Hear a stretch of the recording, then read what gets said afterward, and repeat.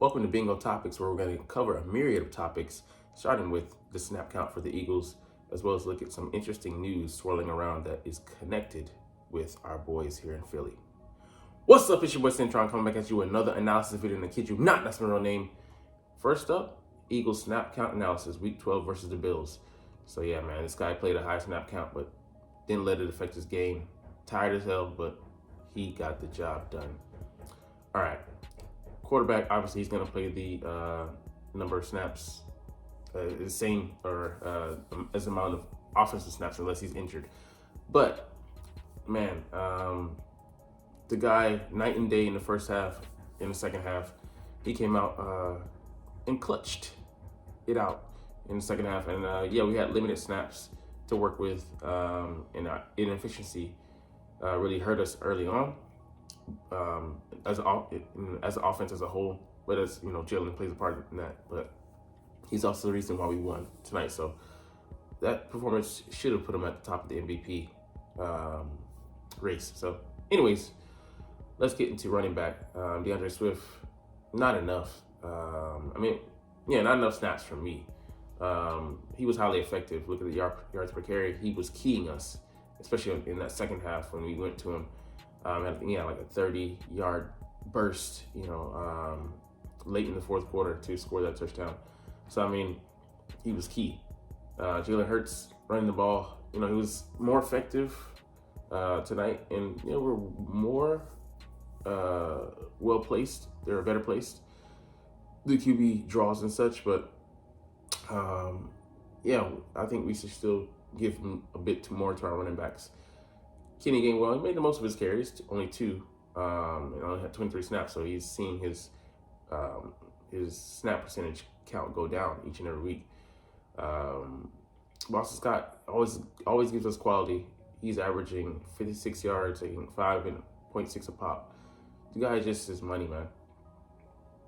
Devonta Smith, not Julio Jones, AJ Brown, not gonna see anything from me there. I think we're keeping Julio out there just, maybe for blocking purposes. But, this is too many snaps for me. I would give Olamide some more burn because we see that, he only had 1 target, but it was a 29-yard touchdown. It was key. Julio had 3. He only caught 1 for 0 yards on that dumb screen.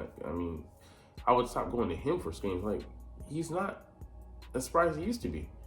So Julio, from, even just a half decade back, dangerous.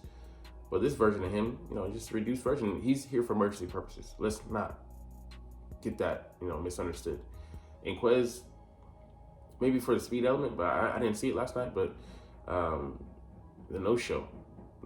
Not saying that he didn't bring anything to the table, but maybe we're just easing him back, but he didn't get any targets. I don't think Jalen has that rapport with him as of right now. They've been out of sync on the live action front for several weeks. So might have to work that back. So get that back into rotation. Tight end, we're not gonna see a lot of snaps from them because they could be off the field completely. As you can see here, some formations, maybe 20 or so, which actually works to our benefit to some degree, because we don't have our ultimate weapon out there in Dallas Goedert. Jack Stahl, but he made the most of his snaps. He only got 1 target, I think, and the 14-yard catch. I love this play where they have him scraping across the formation in the offset. And I also love that too, where the pony personnel, the 2 running backs on the field, have him the eye candy, have him scrape across the formation. They think he's gonna block because he does other 35 snaps, and he gets 1 pass reception, and it works here. So just excellent play call, by Brian Johnson. But yeah, that was key on the key third down, and he went to stiff arm the guy and got inside the 5, where it made it easy for us to score. Offensive line, early on, they were allowing some pressures, and Jason Kelsey had some uncharacteristic false starts, 2 in a row, but it was 2 on that late drive in the fourth quarter that caused us to make it a harder kick than it had to be for the game-tying score. But Cam Jurgens, he also, is a liability at times, but he's getting back to the swing of things. Jack Driscoll, though, first half and second half, he looked like a completely different player. We got him some help, of course, but he settled down. I mean, as is everybody else, and we were fine. Edge rusher's playing way too many snaps for my comfort, man. 80-80, and I don't think it comes down until after the Cowboys game, because maybe Seahawks game we can start to get more rotation in, but Brandon Graham, I think you can increase the snap count, and bring these guys off the field a little bit, man, because it's just I think their effectiveness is starting to wear on them, and they're starting to be less effective in games, and you can see it. Like, they're just tired. Need some help. And Nolan Smith, I don't think we're not there with the trust yet. So, and I don't think he's earned it as well. Like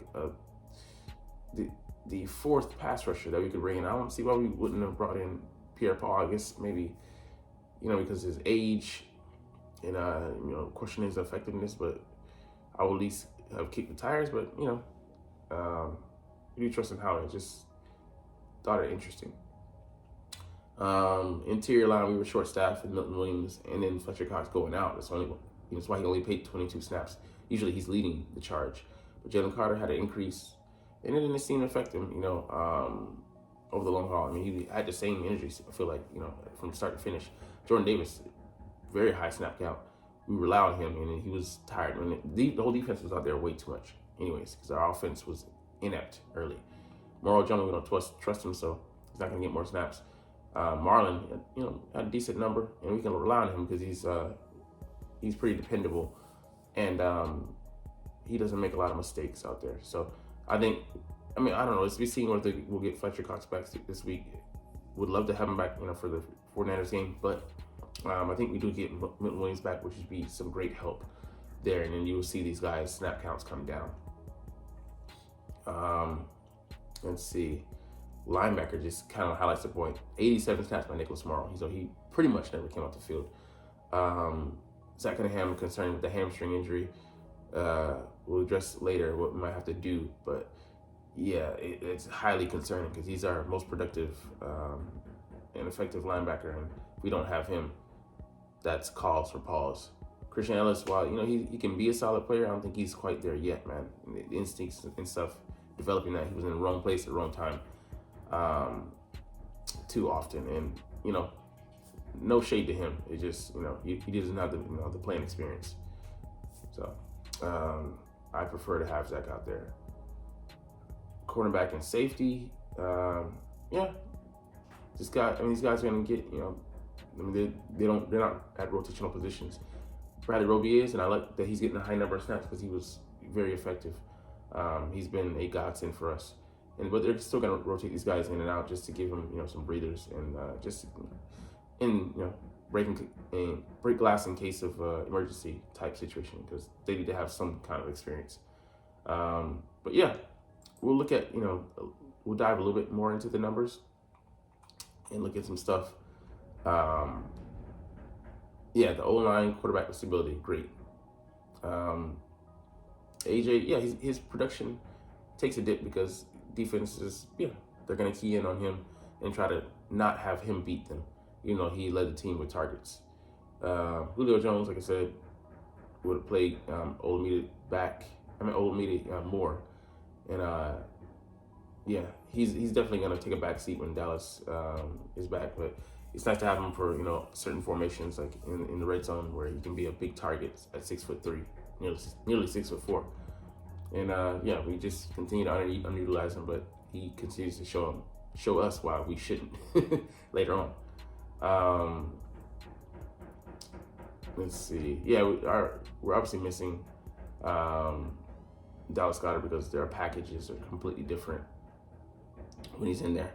But I didn't know this. Olamide has 7 catches for 116 for a 16.6 average. I'd give him more burn, man. I'd let him be wide receiver 3. Because as dangerous as Quez is, I'd allocate certain packages to threaten the defense with, and then once in a while I'll give him a shot, to keep him honest. But other than that, he's a threat. Not much more than that. don't expect these two to have that much burn because we don't trust, and then he's just there, kind of to fill in.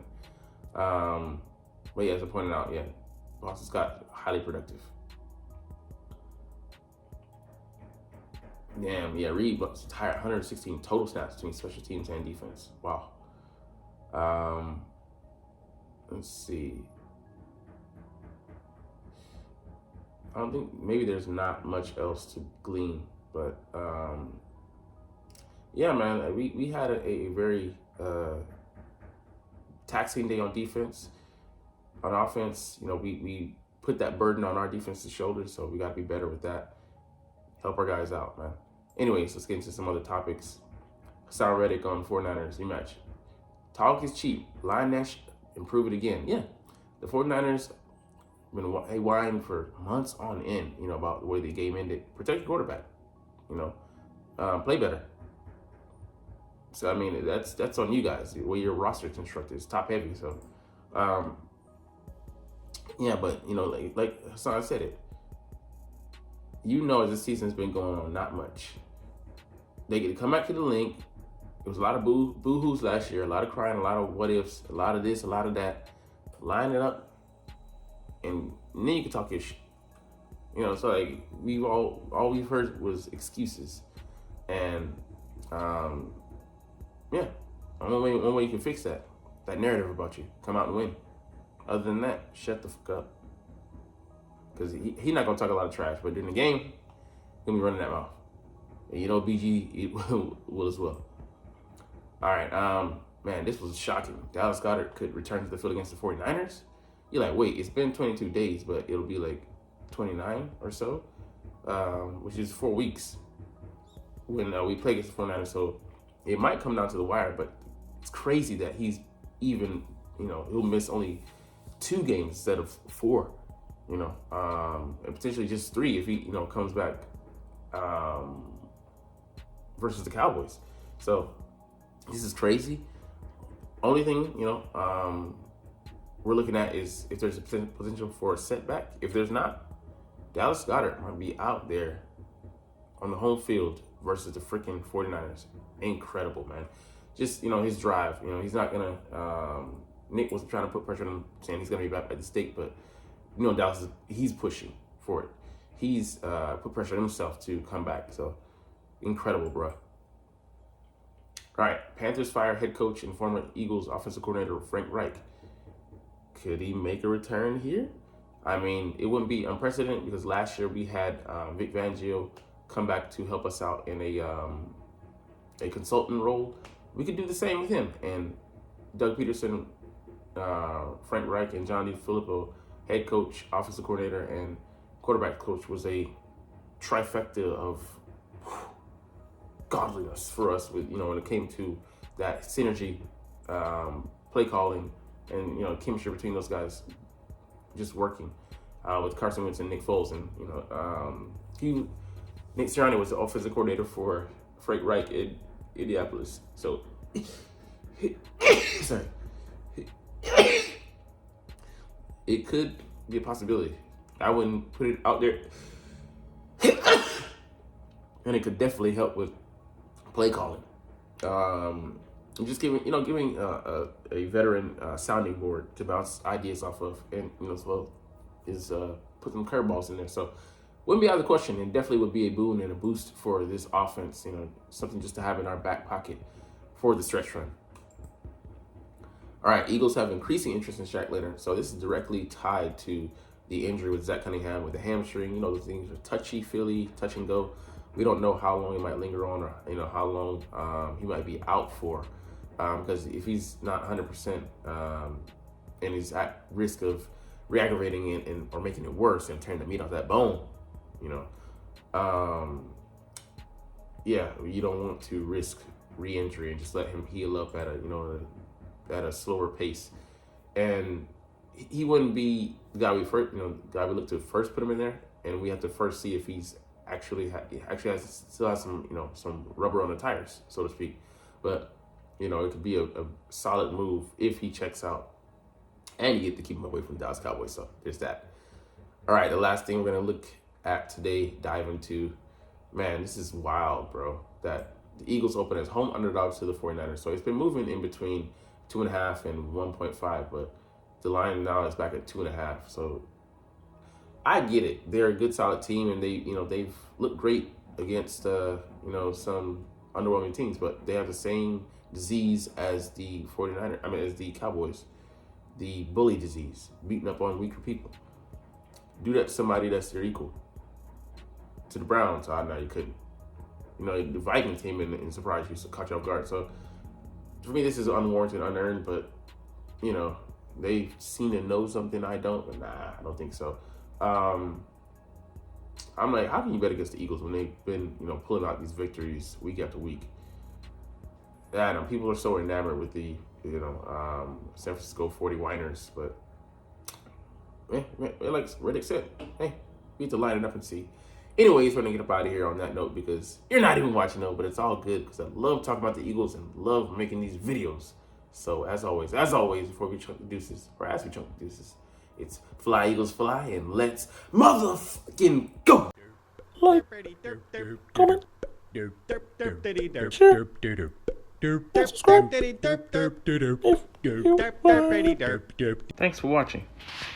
Check me out at Centron Anime, Centron Life, or Centron Laughs, or other social media.